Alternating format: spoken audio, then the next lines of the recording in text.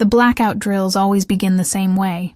Lights hesitate, generators inhale, and the monitors forget who they are. We practice keeping oxygen moving and electricity in rhythm. Long enough, I tell residents, for a future to arrive. Tonight the drill became the night. The ceiling booms coughed. The trauma bay settled into amber, and the glass partitions reflected my team as ghost versions of themselves, hands ready, faces oddly calm. I have been an emergency physician for 17 years. My job is to bring order to noise. I align instruments parallel on the drape, laryngoscope, suction, forceps, my small ritual for steady hands. I hum the cadence of a normal heart under my breath. Lub-dub, lub-dub. Asystole means flatline, the absence of electrical life. I say that out loud because words sharpen thinking when lights dim.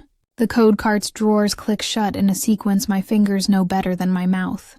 I place my black logbook on the counter, the graph paper open to a clean square. I keep it not for poetry but for betrayal. On nights when the machine says one thing and the body says another, the pencil shows who lied.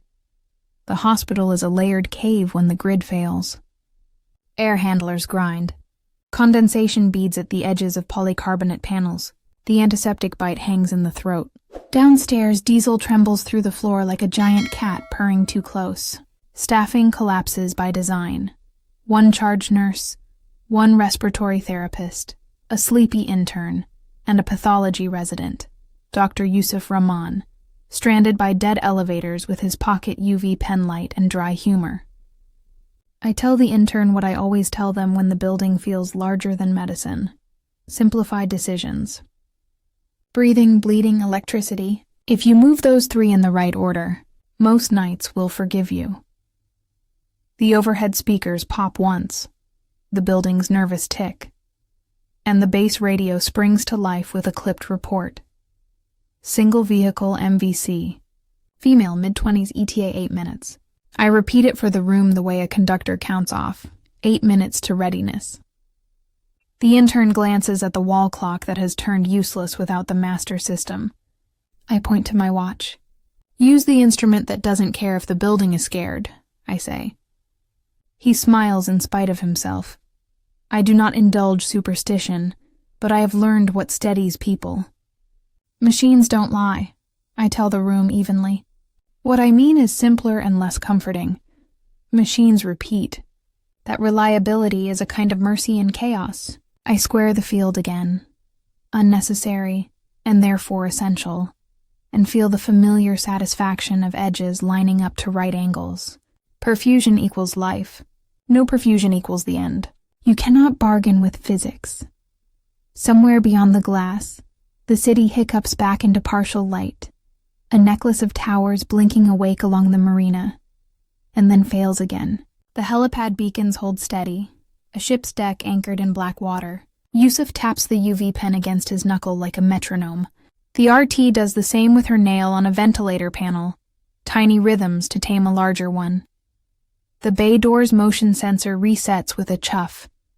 The siren Doppler's closer, then flattens into the deliberate wail that means the gurney is already rolling the last meters. I draw a single empty square in the logbook, date it, label it grid failure intake, and leave the rest blank for D, the automatic door's thunk.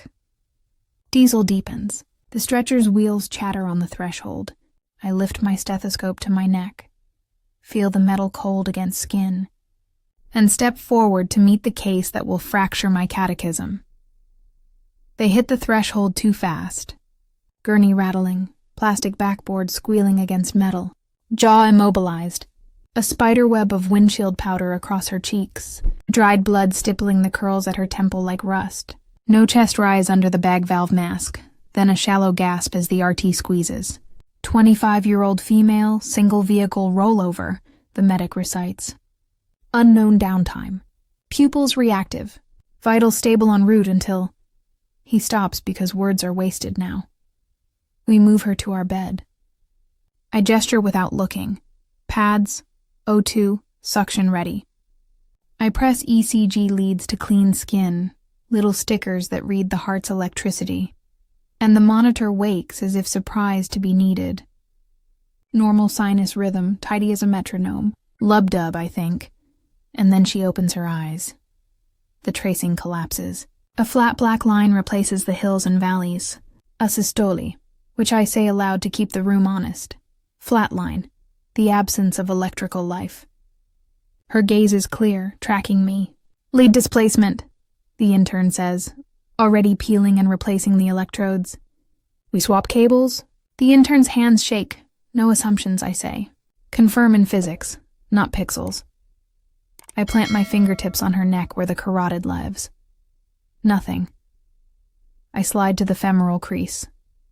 Nothing. Arterial line, I tell Yusuf. He's not my usual tech. But tonight the building made us relatives. He preps the right radial wrist. The arterial line is a thin catheter into an artery, our most direct way to see real-time pressure. He threads in with practiced patience. Blood usually answers the needle with a red push. This time the flashback chamber stays stubbornly dark. The transducer zeros. The waveform appears as a horizontal certainty. 0. Not low, none. The patient's pupils follow my penlight.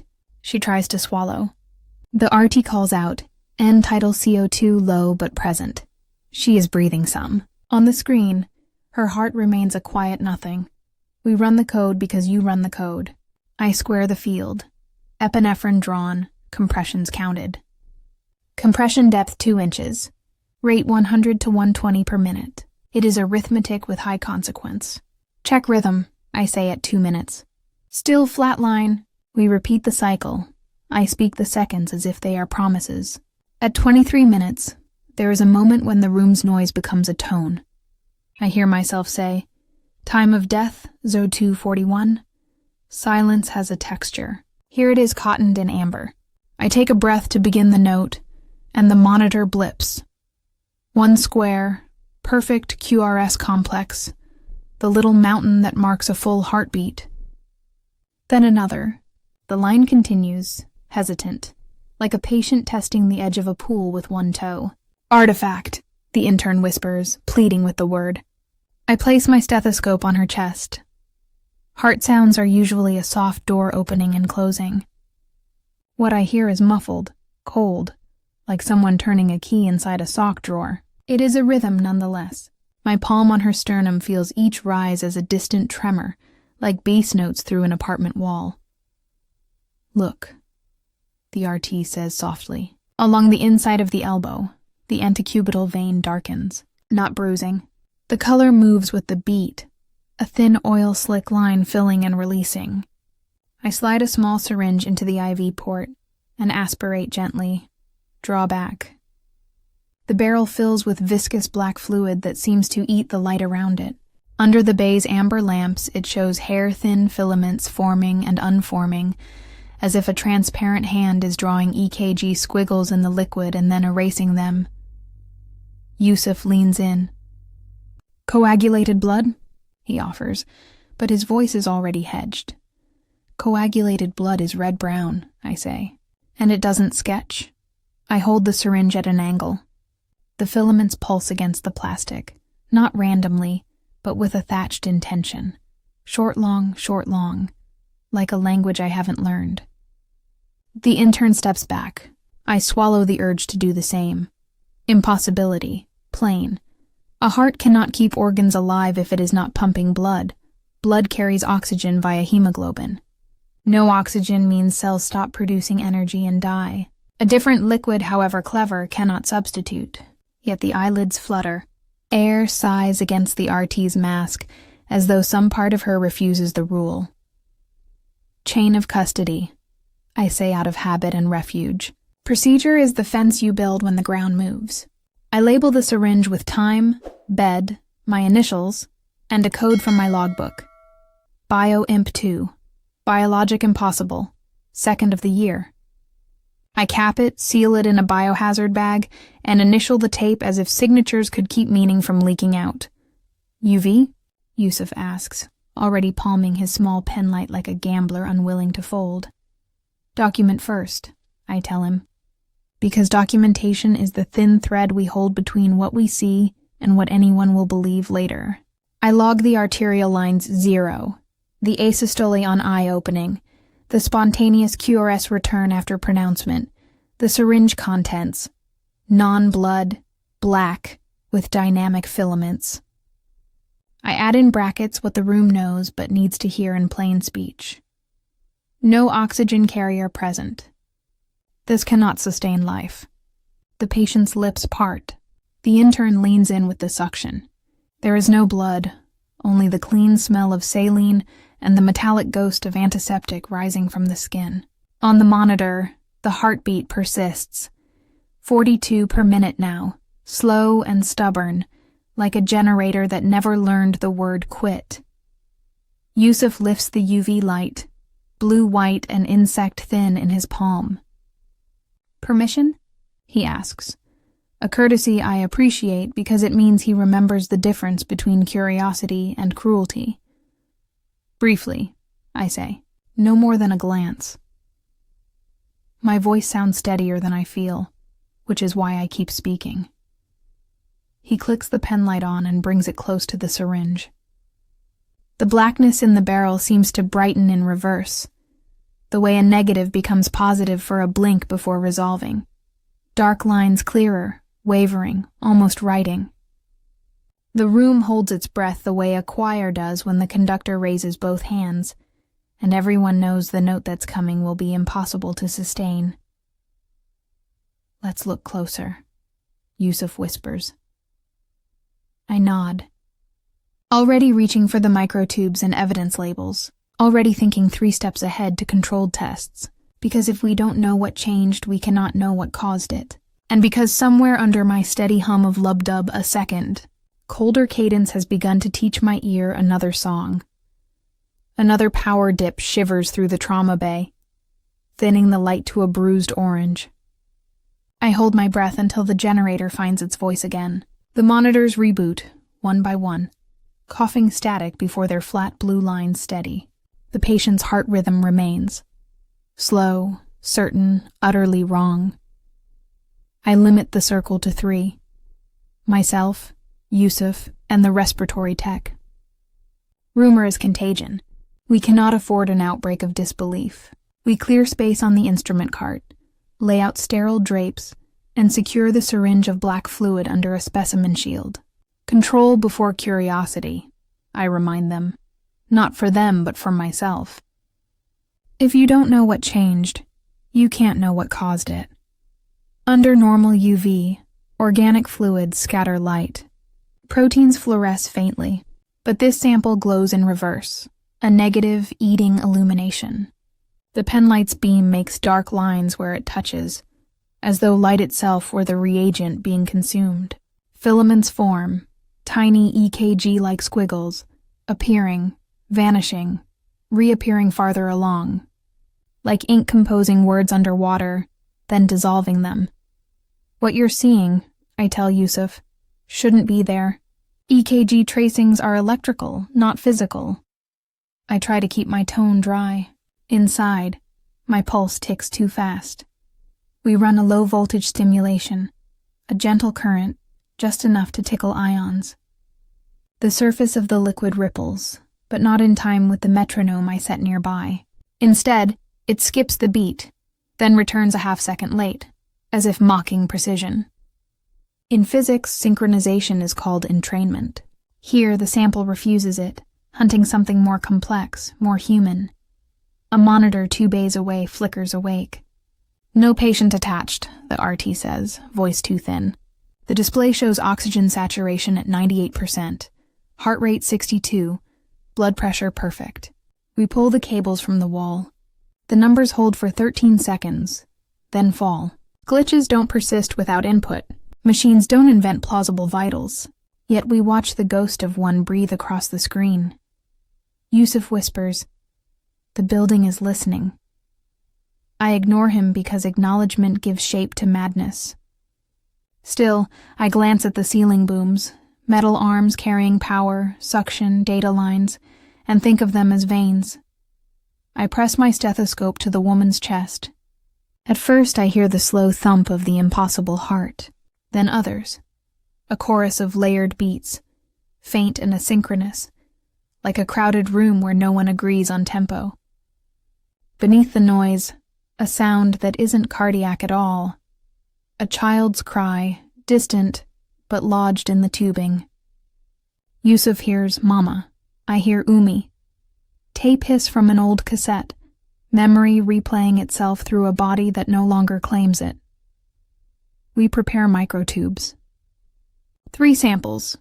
One kept at room temperature, one on ice, one warmed by my palm. The warmed sample brightens its tracings. The cold one slows to near stillness. Heat should speed chemical reactions, yes, but it shouldn't animate signal. Energy increases motion, I explain, half to the recorder, half to the dark. But signals require intention. I log every detail. Time, ambient temperature, generator output, witness initials. The discipline soothes me until I realize I'm humming again. Lub-dub, but wrong, a beat behind the monitor.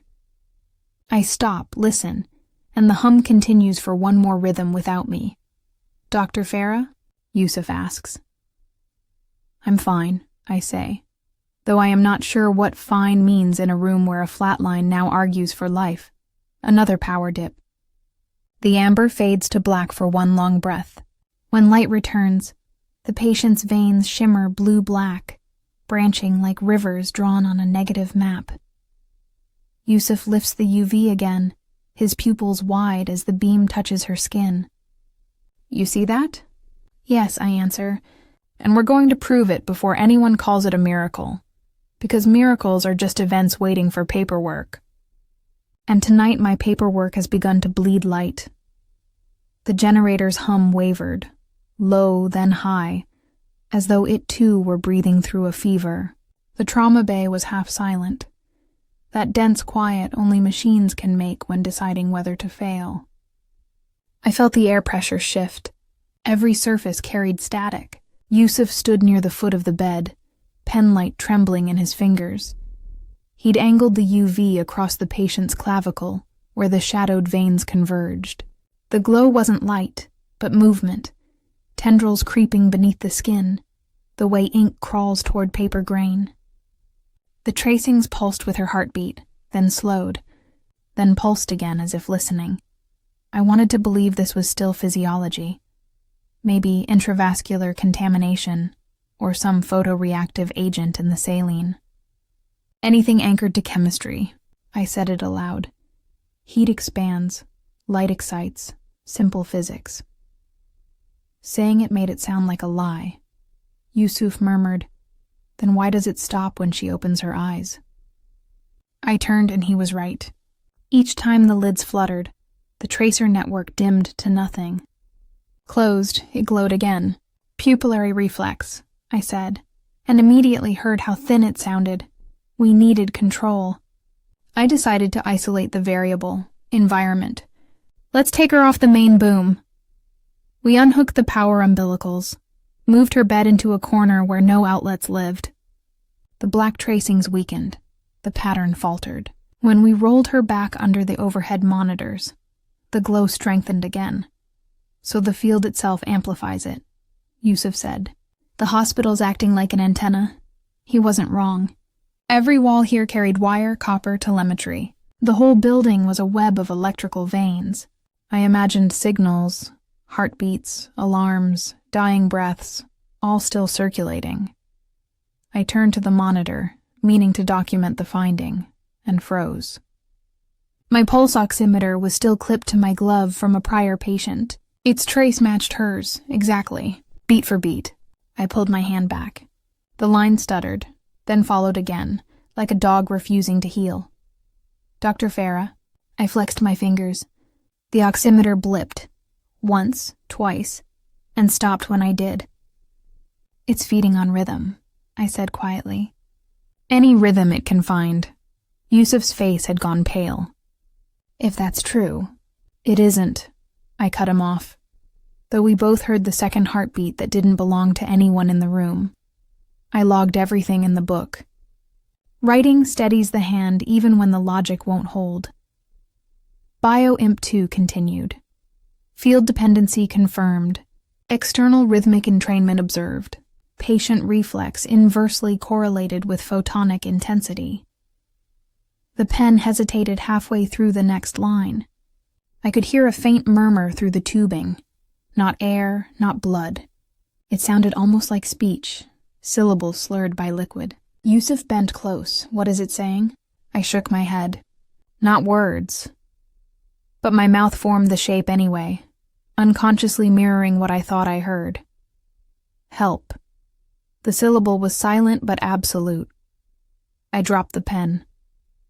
The monitor drew another perfect waveform, one that didn't belong to the woman on the bed, or to anyone living. Yusuf whispered, "It's not her heart that restarted." No, I thought. It's something else learning how. The amber lights flickered again, the bay dimming toward another blackout. In that momentary darkness, I could still see the tracings, blue-black rivers glowing faint under her skin. And I realized they weren't random at all. They were following my pulse. I pressed my hand against the edge of the gurney to feel something solid. "Dr. Farah?" Yusuf's voice sounded far away. "Prepare the defibrillator," I said. My own voice was level, professional, absurdly calm. "Next time the power stabilizes, we test if it stops with a shock. Because if rhythm is what it wants, maybe silence is the only mercy left." The defibrillator hummed low, its capacitors charging, a sound like held breath.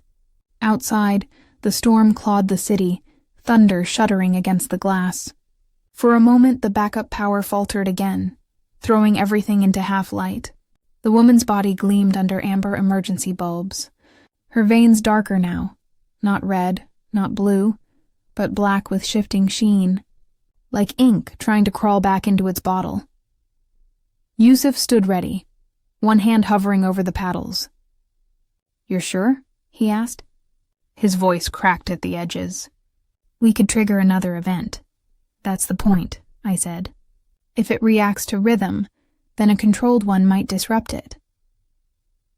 I adjusted the dial. Low joules, synchronized, enough to shock a rhythm without frying the tissue. "We're not reviving her. We're testing field response." The charge built, an electrical growl climbing through the metal. The patient's monitor, my monitor, the unplugged one across the room. All three began to blink and sync, numbers cascading like mirrored code. The black fluid within her arm rippled in sympathy, sketching faint cardiac tracings under the skin. My scalp tingled. Static filled the air. "Clear," I said, and pressed the trigger.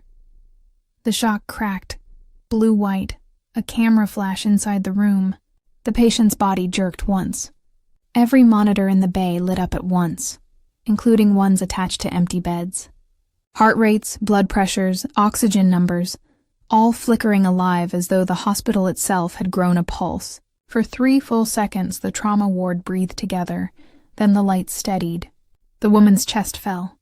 Silence returned, but the monitors didn't flatline. They stayed alive, unified on a single synchronized rhythm. My own pulse matched it. I felt it, a second heartbeat echoing mine, slightly delayed, just out of phase. "Dr. Farah," Yusuf's voice was paper-thin. "The morgue feed." I looked up.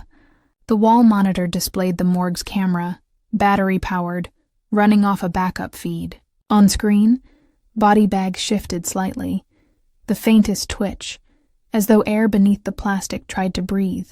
The pulse tones from our monitors matched the visual rhythm in the footage. "This isn't reanimation," I said slowly. "It's relay." He stared at me, not understanding. I forced myself to explain, for both of us. When a defibrillator fires, it delivers an organized current, a heartbeat signal. This thing isn't reviving, it's broadcasting. The entire building's metal framework is acting as a receiver. Every monitor's picking up echoes of old deaths. Static burst through the intercom. Soft, fragmented whispers layered together. Snatches of prayers, breaths, half sentences in Arabic, Urdu, Tagalog. I could make out one clearly, a man's voice murmuring, "Please, not again." My throat dried. "Cut main breaker," I said. Yusuf hesitated. "Now." We moved to the manual lever beside the trauma doors. His hand overlapped mine. Together we pulled, darkness slammed down. No hum, no tone, no flicker. The silence was pure. And in it, one sound remained.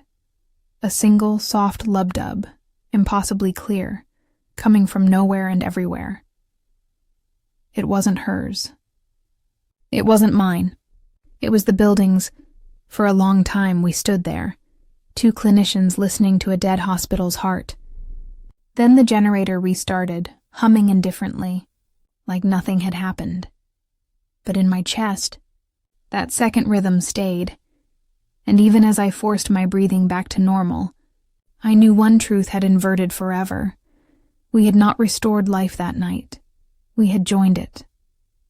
The morning after feels like a simulation of order. The trauma bay hums, lights full, power steady. The same equipment that once spoke with ghost rhythms now beeps with dull precision. Normal is supposed to comfort, but it feels fraudulent, a rehearsed lie. I sit in my office, still in the same scrubs, typing the incident report that should make everything smaller, containable. The cursor blinks like a metronome. The words fall clinical. Subject exhibited post-mortem myocardial activity, inconsistent with perfusion. I pause, then add a bracketed note, asystole, age flatline, perfusion, oxygen delivery, as if explaining to a reader will keep me honest. Each sentence tightens the noose of credibility. No measurable hemoglobin. No oxygen saturation. No viable substrate for metabolism. Translation. By every rule we know, the body was an object. And yet it moved. Yusuf hovers at the doorway. He hasn't spoken since the blackout ended. I can tell he's afraid of the same thing I am, that the quiet will start speaking again. I nod toward the chair opposite mine. "You should file your addendum too," I say. He gives a thin smile. "If I write what we saw, I'll be back in pathology sorting kidneys by Tuesday." He isn't wrong. Medicine doesn't exile for mistakes. It exiles for ambiguity. When the administrator calls, her tone is syruped concern. "Dr. Farah, I've read your preliminary. Given the grid instability, there's likely a power surge artifact. Take 48 hours off, please. We'll handle the rest. Artifact." The word sticks. It means false image, machine echo, residue. I almost laugh. They're right, just not in the way they think. I walk the corridor toward the trauma bay. The floors gleam, mopped, reset, disinfected. My logbook lies where I left it, open beside the defibrillator. The inked tracings are ordinary graphite now. No pulsing filaments. Still, I feel reluctant to touch it, as though heat might wake something inside the paper. I begin the chain of custody appendix. It's an old habit. Timestamp, witness initials, sample numbers. I attach a line that shouldn't matter but does. Fluid sample unaccounted for following power restoration. The cooler that held it is gone. The log entry at Central Supply reads, "Disposed per contamination protocol." I know that tone too. Bureaucratic amnesia disguised as procedure. I close the binder, but the hum in my ears won't fade. It's rhythmic, low, more like vibration than sound. I check my pulse. Steady. The hum continues slower. Not mine. At home, I try to sleep. The city outside breathes through transformers and elevators. The distant heartbeat of infrastructure. Between those noises, I hear it. Lub, dub, lub, dub. Slightly out of sync with me. A second rhythm woven beneath. I get up, press the stethoscope to my chest. The familiar rush of blood in my ears. Then, faint but undeniable, another beat. Deeper, older. It feels like memory, not physiology. I should chart it, measure it, name it, but instead I just listen. The next day, I return to work despite the leave. The staff nods, relieved to see me functional. The blackout has become anecdote now, a story traded in the cafeteria. The night the whole ward flatlined together. No one mentions the whispers, the way the walls seem to breathe. Before the first patient arrives, I change one thing. At the end of every resuscitation, I instruct the team to pause. 30 seconds of silence before we declare time of death. Instruments squared, hands still. I call it a decompression ritual, a mental health protocol to recenter after code stress. The staff accepts it without question. But I know it's something else. It's witnessing, sometimes. In that half-minute, I imagine the air thickening, as if the rhythm just beneath the noise is listening back. Yusuf transfers rotations a week later. He leaves me his UV penlight, a silent truce between disbelief and faith. "Just in case you ever need to look closer," he says. I tuck it into my coat pocket. I don't plan to use it, but knowing it's there feels necessary, like keeping a defibrillator charged even when you hope you'll never need it again. Weeks pass. The logbook fills with normal entries, arrhythmias corrected, traumas stabilized, codes lost. The pattern of survival and loss continues, steady as breathing. But sometimes, when the power dips just slightly, I see monitors flicker a fraction early, as if something anticipates the pulse before it comes.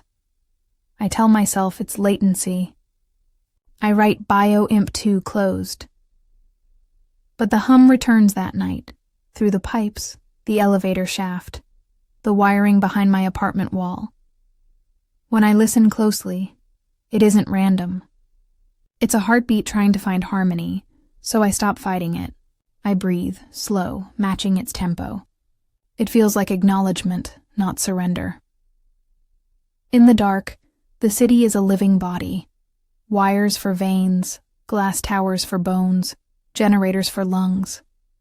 The ER is its heart, and maybe the fluid, the shadow that carried echoes of the dying, wasn't an intruder at all. Maybe it was a reminder that what we call death might just be the body relinquishing its signal to the network it helped create. I still sign every code sheet the same way, precise, complete, by protocol.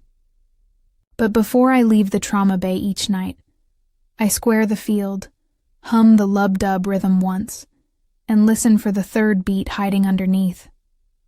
I no longer call it superstition. I call it medicine.